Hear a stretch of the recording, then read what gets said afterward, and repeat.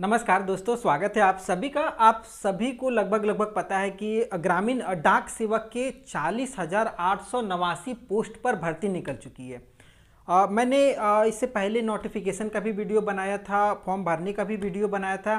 देखिए, जनरली होता क्या है ना कि जब बहुत ज़्यादा सीट पे भर्ती निकल करके आती है ना, तो हम लोग क्या करते हैं ना कि हड़बड़ी में पोस्ट प्रेफरेंस को गलत कर लेते हैं। और उस वीडियो में ना काफ़ी लोगों का बहुत सारा सवाल भी निकल करके आया और काफ़ी लोगों को सुनने में आ रहा है कि फ़ोन कॉल भी आना चालू हो गया कि मैं पोस्ट ऑफिस से बोल रहा हूँ, आपका फॉर्म सेलेक्ट हुआ है ग्रामीण डाक सेवक के लिए और आपको 10,000 रुपये, किसी को 15,000 रुपये, ऐसे पिछले साल भी बहुत लोगों के साथ हुआ और काफ़ी लोग इस झांसे में फंसे हुए हैं। क्या आपके साथ भी ऐसा कोई फ़ोन कॉल वगैरह आ रहा है? तो आप कमेंट जरूर कीजिएगा, बताइएगा। इस वीडियो में हम लोग बात करेंगे वर्क प्रोफाइल के बारे में और जिस जिस पोस्ट में आवेदन निकला है उनका क्या क्या काम है, क्या क्या काम उनको करना पड़ेगा, कितना अलाउंस वगैरह मिलेगा, क्या फैसिलिटी मिलेगी, कितना उनका सैलरी बनेगा और किस सैलरी स्लेब में वो आएंगे। और सबसे इम्पॉर्टेंट है कुछ महत्वपूर्ण सवाल, कितने परसेंटेज के लोग और इस फॉर्म को अप्लाई करेंगे। जनरली ये मैट्रिक पे भर्ती है, आप सभी को पता है क्लास 10th का परसेंटेज के हिसाब से यहाँ पर सिलेक्शन होगा। अब काफ़ी लोगों के मन में ये आ रहा है ना कि मेरा परसेंटेज कम है तो क्या मैं फॉर्म डालूं या ना डालूं, इन सारे सवालों का जवाब होगा। उसके बाद दूसरा इंपॉर्टेंट है, जैसे मैं झारखंड का रहने वाला हूं तो क्या मैं उत्तर प्रदेश से फॉर्म को डाल सकता हूं, उसके लिए क्या एलिजिबिलिटी चाहिए, डाल सकते हैं या नहीं डाल सकते हैं, वो भी बात होगी। उसके बाद बात होगी मेरिट कितना पर आएगा या कितना पे पिछली बार आया था, ये भी चीज़ें बात होगी। और सबसे इम्पॉर्टेंट जो इस बार निकल करके आई है वो है एग्ज़ाम होना चाहिए या नहीं होना चाहिए, इस पे भी राय हम लोग जानेंगे। क्या होना चाहिए, थोड़ा सा एक बार रिवाइंड कर लेते हैं। ग्रामीण डाक सेवक के पोस्ट पर ये पूरी भर्ती निकल करके आई है 40,889। मेल और फीमेल मतलब पुरुष और महिला सभी कैंडिडेट आवेदन कर सकते हैं। ऑनलाइन के माध्यम से फॉर्म अप्लाई चालू हो चुका है, ठीक है। और फॉर्म 17 जनवरी से लेकर के 16 फरवरी तक ऑनलाइन के माध्यम से भरा जाएगा। वेबसाइट का लिंक मैंने नीचे डिस्क्रिप्शन में दिया हुआ, आप वहां से भी इस फॉर्म को जाकर के सीधा भर सकते हैं। अगर फॉर्म भरने में कोई स्टेप में प्रॉब्लम हो तो मेरे चैनल पे ऑलरेडी मैंने फॉर्म भरने का भी वीडियो बनाया हुआ, आप उसको देख लीजिएगा, आपको सारा कुछ समझ में आ जाएगा।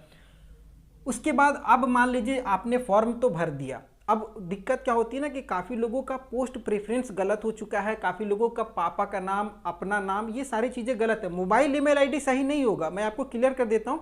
ये जो करेक्शन का डेट है ना, इसमें मोबाइल ईमेल आईडी आपका सही नहीं होगा। आपके पापा का नाम जो भी आपका है वो थोड़ा सा आप करेक्शन वगैरह कर सकते हैं, या फिर आप अपने पोस्ट प्रेफरेंस को भी चेंज कर सकते हैं। तो करेक्शन के लिए आप इस डेट को नोट डाउन करके रख लीजिए, 17 से लेकर के 19 फरवरी, मतलब 3 दिन का समय आपको मिलेगा।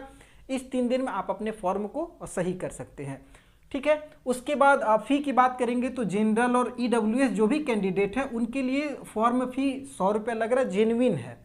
और अगर मैं SC ST और फीमेल कैंडिडेट की बात करूंगा तो इनके लिए 0 रुपया है। तो देखिए, अगर बात सिलेक्शन की होगी तो परसेंटेज पे होती है।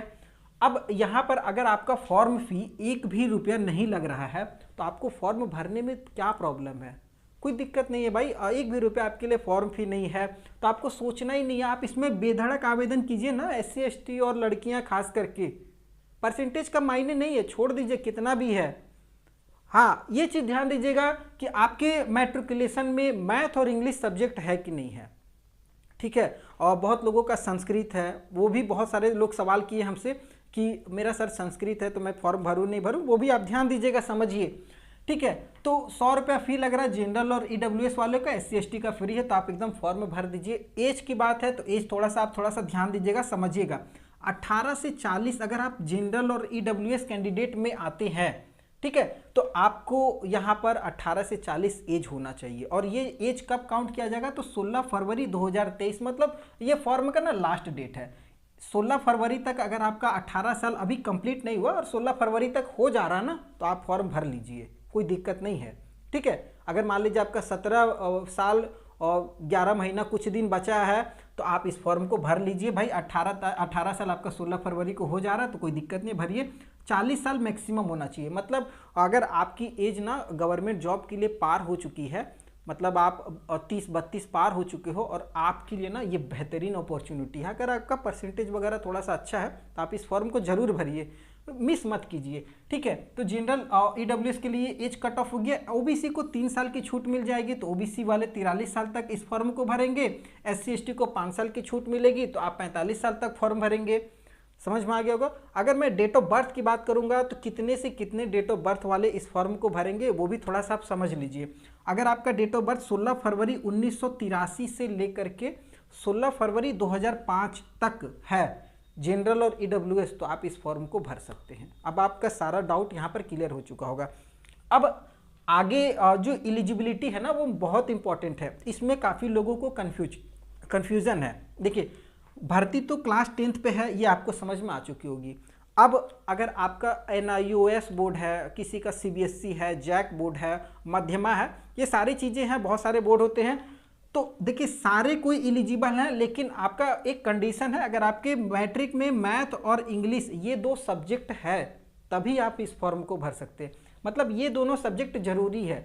अगर ये दोनों सब्जेक्ट अगर आपके मैट्रिक में नहीं है तो आप इस फॉर्म को नहीं भर सकते हैं। ये बहुत इंपॉर्टेंट है, ध्यान दीजिएगा, ठीक है। उसके बाद आपका ये 10th वाला क्लियर हो चुका होगा, सर्टिफिकेट से रिलेटेड। लोकल लैंग्वेज का पता होना चाहिए। अब ये लोकल लैंग्वेज कहाँ से आ गया, ये बहुत इंपॉर्टेंट है। लोकल लैंग्वेज मतलब देखिए, आप ग्रामीण डाक सेवक बनेंगे, मतलब आपको पोस्ट ऑफिस में वर्क करना होगा। अब जैसे मान लीजिए आप किसी ऐसे जगह पर आपका पोस्टिंग हो जाए जहां पर लोग बंगाली में बात करते हैं और आप हिंदी में बात करते हैं। अब आपको वहां की लैंग्वेज की जानकारी कुछ भी नहीं है, अब आप कैसे काम कीजिएगा, ये सबसे बड़ी प्रॉब्लम होगी। इसलिए पोस्ट ऑफिस का ये इस बार रूल है कि आपको लोकल लैंग्वेज पता होना चाहिए जिस जगह भी आप फॉर्म को डाल रहे हैं। अब जैसे मैं झारखंड का रहने वाला हूं और मैं वेस्ट बंगाल में अगर मैं फॉर्म डाल दिया और वहां लोकल लैंग्वेज है बंगाली, मेरे को नहीं आती है, तो क्या मैं काम कर पाऊंगा? नहीं कर पाऊंगा। ये चीज़ें इंपॉर्टेंट है।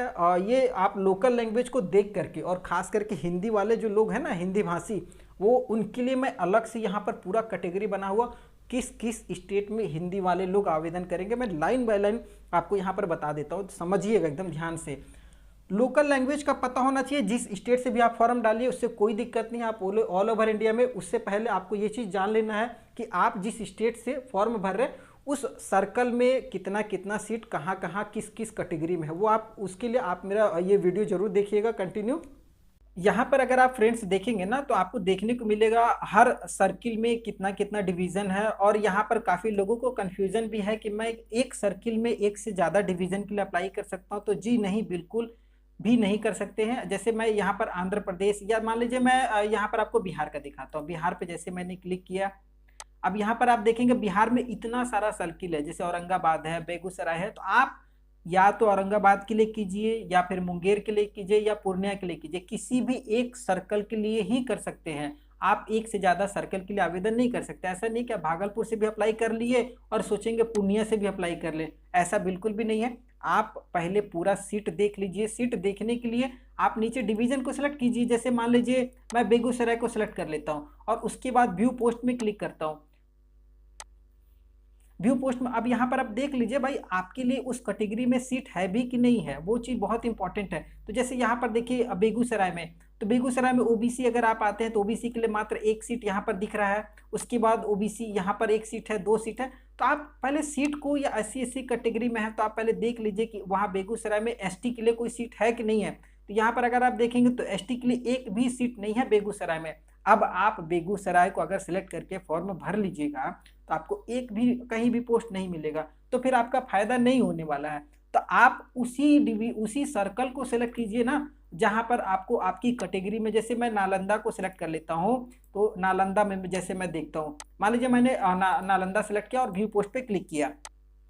अब यहाँ पर देखिए ST के लिए कोई सीट है, एक सीट है, तो आपको एक सीट पर फाइट करना होगा। अब एक सीट पे 10 आवेदन गिरे, 20 आवेदन गिरे, मान लीजिए एक सीट है और किसी का परसेंटेज 90% है और आपका 80% है, तो सीधा सा बात है भाई उसका सेलेक्ट हो जाएगा, आप नहीं हो पाइएगा।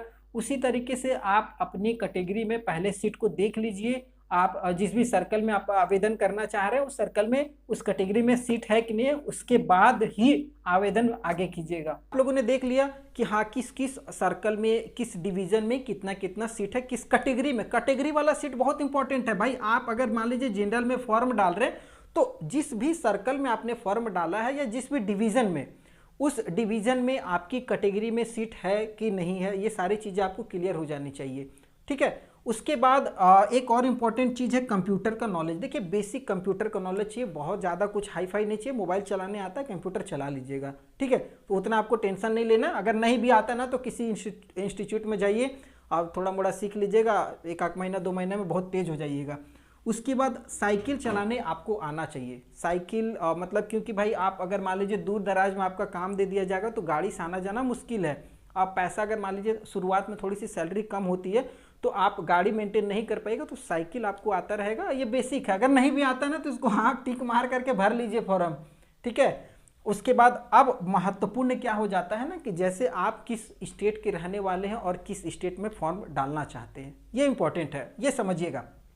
अब जैसे मैं हूँ बिहार का, अब मेरा इच्छा कर रहा कि मैं उत्तर प्रदेश से फॉर्म डालूं तो बेशक मैं डाल सकता हूं। अगर मेरा स्थानीय निवासी मेरा झारखंड का है या बिहार का है, मैं उत्तर प्रदेश में अगर फॉर्म डालना चाह रहा हूं बेशक आप डालिए, लेकिन यहाँ की जो लोकल लैंग्वेज है हिंदी, ये आपको पता होना चाहिए। यहाँ पर देखिए मैंने हिंदी वाले जो भी स्टेट है उनको लिख दिया।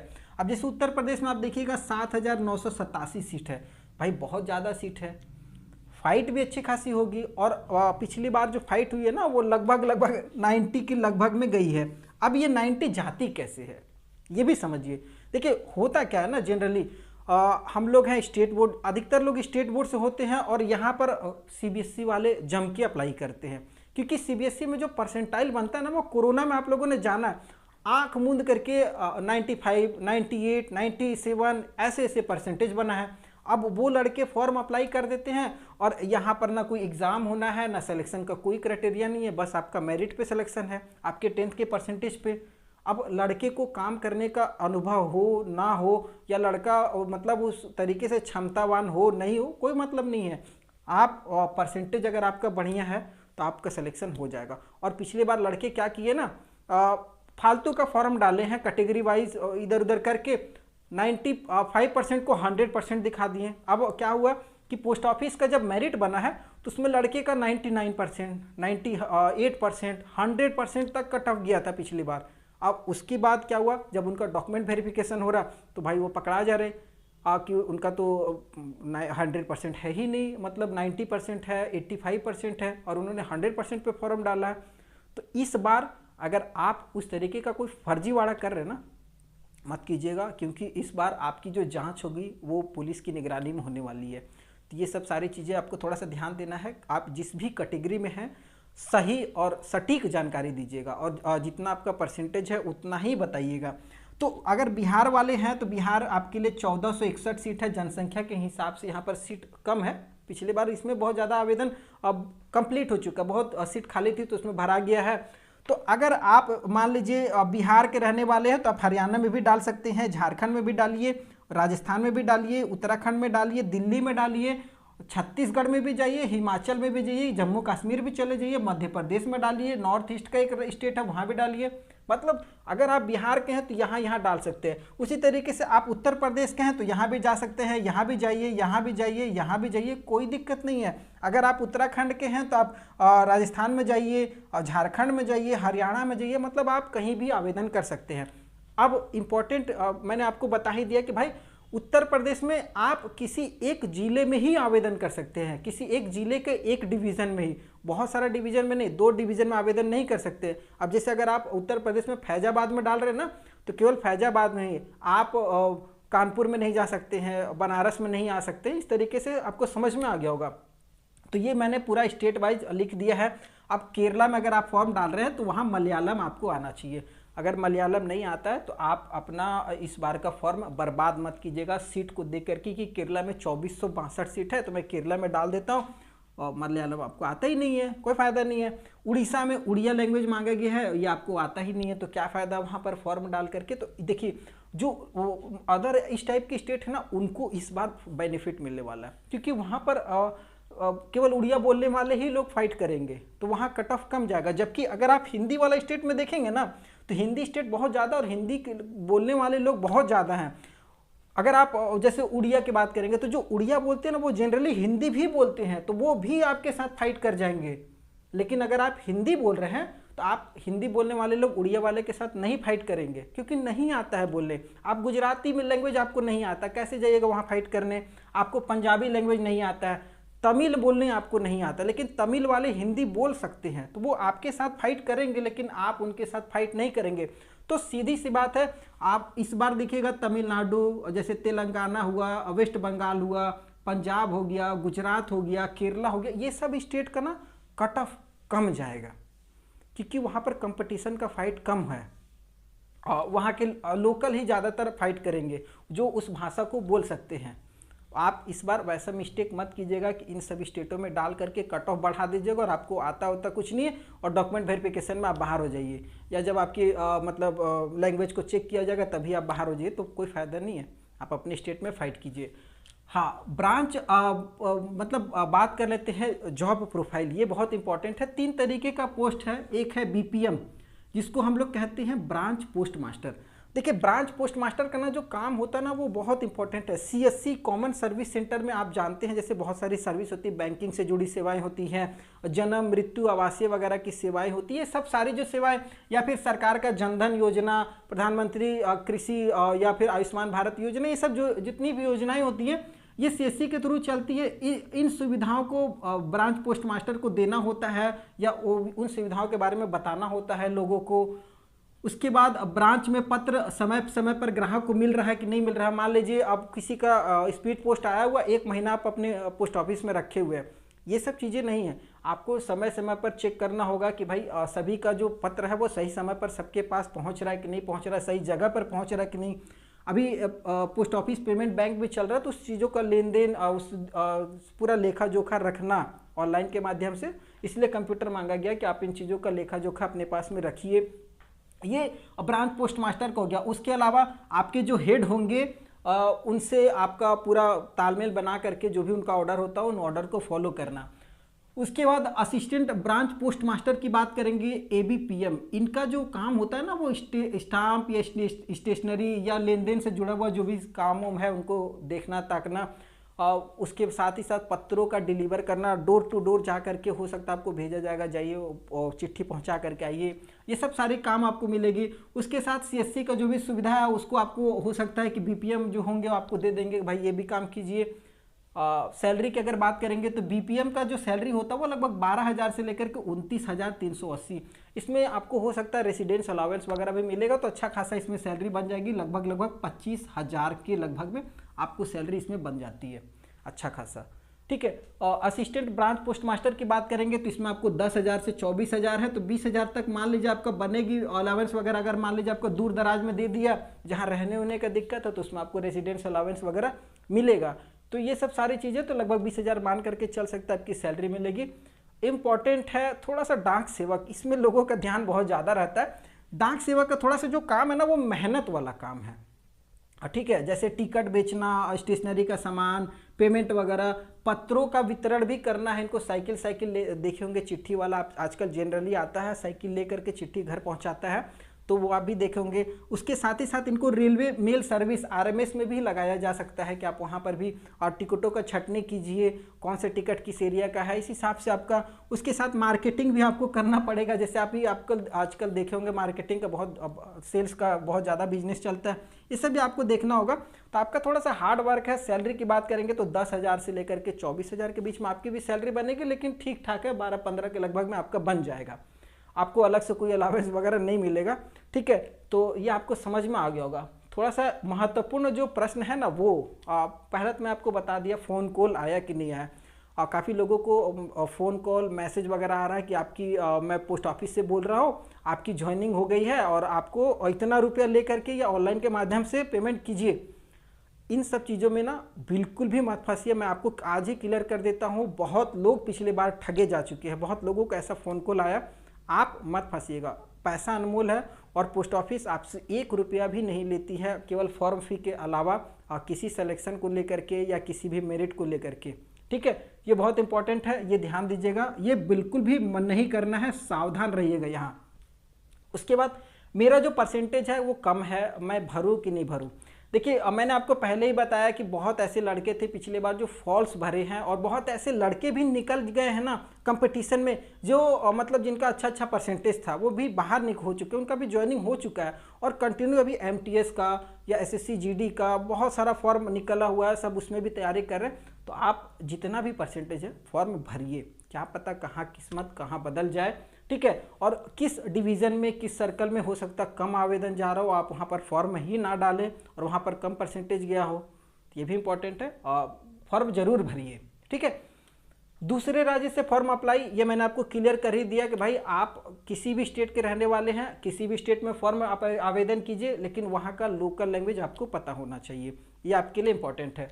और कितना मेरिट आएगा, अब देखिए मेरिट ये थोड़ा सा डीमेरिट कह सकते हैं, क्योंकि इन्होंने एग्ज़ाम लेना बिल्कुल भी बंद कर दिया, एग्ज़ाम नहीं लेते हैं। तो जो भी परसेंटेज है ना वो परसेंटेज के हिसाब से होती है। तो पिछले बार का लगभग एवरेज निकाला जाए ना तो 85 से लेकर के 95 के बीच में परसेंटेज जिनका भी था उनका सिलेक्शन हुआ है। और अगर आपका इतना के बीच में है तो मान करके चल सकते हैं कि आपका हो जाएगा। अगर कोई ये बोले ना कि मैं 50 पे या 60 पे, तो मेरे हिसाब से वो नामुमकिन है। 50-60 परसेंटेज पे या 70 भी, 80 भी बहुत मुश्किल है उतना परसेंट पे ले लेना। अब मतलब कुछ नहीं कहा जा सकता, एग्ज़ाम होना चाहिए नहीं होना चाहिए। ये देखिए एक कैंपेन आप अगर चला सकते हैं, गवर्नमेंट के नज़रों में इन चीज़ों को लेकर के आइए कि भाई एग्ज़ाम होना चाहिए, और किसी भी लेवल का जॉब हो कम से कम एग्ज़ाम हो, तो उससे जो भी लड़के तैयारी कर रहे हैं या जो लड़के अच्छे हैं जो इन जॉबों को करना चाहते हैं ना, वो मेरिट पे बन करके आएँ। आप हल्का ही एग्ज़ाम लीजिए भाई, 40,000 की भर्ती है और एक छोटा सा एग्ज़ाम लिया ही जा सकता है, और जिससे जो लड़के हैं जो तैयारी कर रहे हैं वो आए बाहर जॉब करने के लिए, या फिर नहीं तो कम से कम एक फिजिकल टेस्ट ही हो जाए। अब या तो एग्ज़ाम लीजिए नहीं तो फिजिकल टेस्ट कर दीजिए। ये सारी चीज़ें थी। अगर कोई आपका सवाल बच गया होगा ना, कोई डाउट अगर अभी भी हो तो आप हमें कमेंट जरूर करके पूछिएगा, मैं आपके पूरे डाउट को क्लियर करने की कोशिश करूँगा। वीडियो पसंद आया होगा ना तो चैनल को सब्सक्राइब करके रख लीजिएगा। फिर नए वीडियो मिलते हैं, तब तक के लिए जय हिंद।